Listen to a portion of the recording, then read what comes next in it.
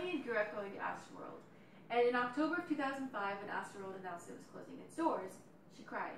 So she and her family spent, will not stay in Astroworld. It was actually its closing weekend. Upon reflecting on that, she says, for some, Astroworld was just a theme park, but for me, it was a place of memories. I'll never forget the memories that Astroworld gave me. Rest in peace, old friend. This is from an anonymous comment on the Theme Park Insider website. Hi, my name is Denise Vasquez, and I'm very passionate about amusement parks, not only for their attractions, but also for their history. So today we will be talking about Astroworld's history. First, its creation, then its ownership, then its success and a couple of its most notable attractions, and then finally why Astroworld closed down.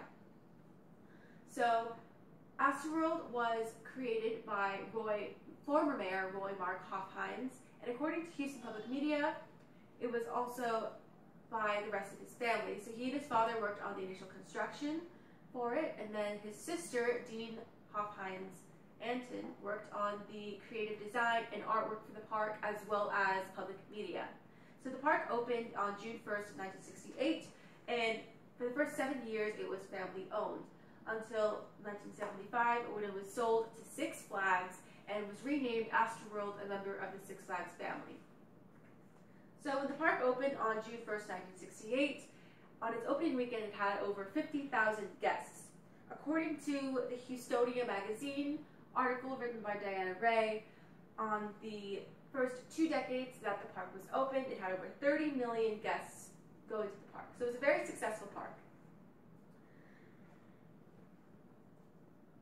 Astroworld had over 45 attractions, 9 of which were roller coasters, and 3 that were water rides.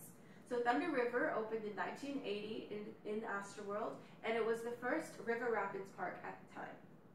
River Rapids ride at the time.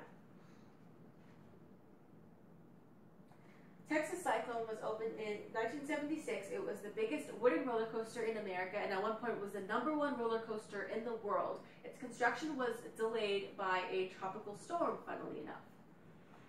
Grease Lightning was brought to the park in 1978 and took the rider from 0 to 60 miles per hour in under 4 seconds, and took the rider forwards and backwards.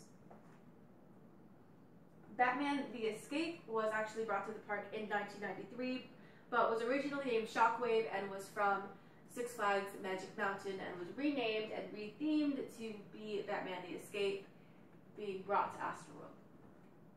So how did Astroworld go from this to this?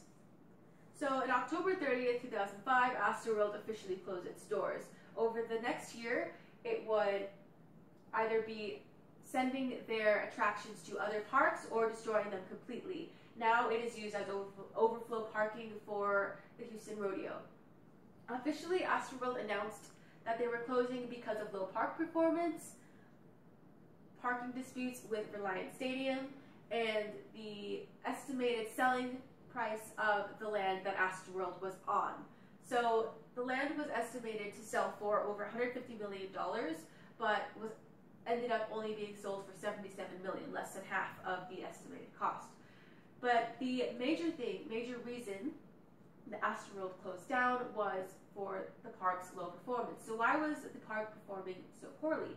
So according to Houstonia magazine, the season tickets were sold for such a low price that parents would buy them, take their kids to the park, and leave them there unsupervised as a form of daycare, which will obviously lower the quality of your park. Also, there was a great deal of gang activity in the park, bad enough for the park to set up metal detectors on the entrances and exits, which was unheard of at the time in 2005. So that will obviously bring the quality of the park down. In conclusion, Astroworld was created by the Hofheinz family. It was opened in June 1st of 1968, was sold to Six Flags in 1975, was very successful, and was closed down in October 30th, 2005 due to a great deal of factors. I hope you learned something today. Thank you very much.